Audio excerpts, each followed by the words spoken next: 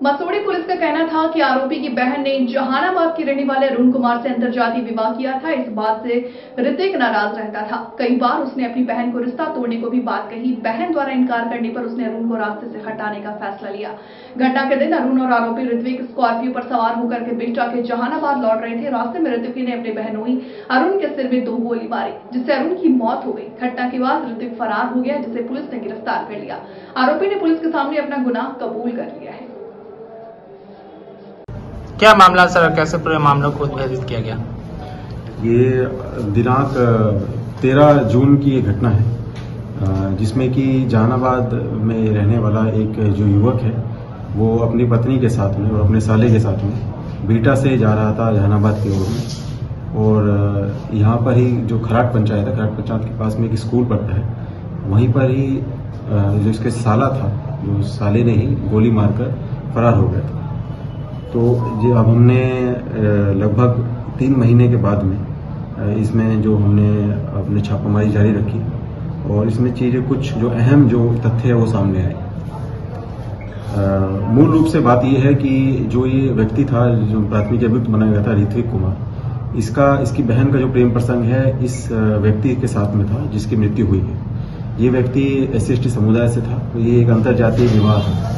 इस विवाह से इन लोगों को आपत्ति थी और शादी होने के बावजूद भी ऐसा था, कई बार इन्होंने अपनी बहन को वापस बुलाया, तो वो लेकिन दोबारा फिर इसी लड़के के साथ में चली गई थी, दोबारा फिर भाग गई थी।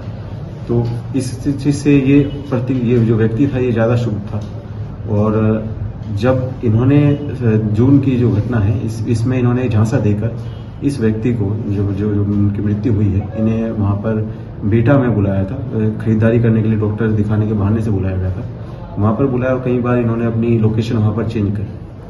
फिर जब इन्हें पर्याप्त मौका मिला, इन्हें लगा तो ये सबसे पीछे ये बैठ गया।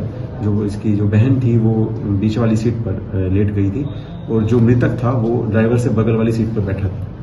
खराट के पास में जैसे ही इनकी गाड़ी पहुंची तो इसने मौका देखते ही 2 राउंड फायर जो थी उसके हेड में कर दी थी, जिससे कि उसकी मौके पर मृत्यु हो गई। और इस बात की जैसी एक जोरदार आवाज हुई तो ड्राइवर ने गाड़ी को रोका, लेकिन उन्हें पहले ही समझा कि शायद किसी टायर फटने से ये आवाज हुई है, तो उसने गाड़ी रोका। लेकिन जैसे उसने गाड़ी रोकी तो ये व्यक्ति पीछे से जो कूद कर भाग गया था और निकट के ही एक गांव में, जो महाराजचक वाला गांव है, वहां पर चला गया था। तो वहीं पर ही इसने अपना जो हथियार है वो कहीं पे छुपा दिया और दबा दिया। इसके अतिरिक्त इसने क्या किया, वहीं पर से ये एक लोकल टेम्पो वाले को हायर किया और वहां हायर करके ये फिर वहां से बिहटा गया और बिहटा से फिर अपने घर पे आ गया, जहाँ पे इसने अपने पूरी बात को खोला और अपने परिजनों को भी इस बारे में अवगत कराया। कैसे इसकी गिरफ्तारी की गई सर?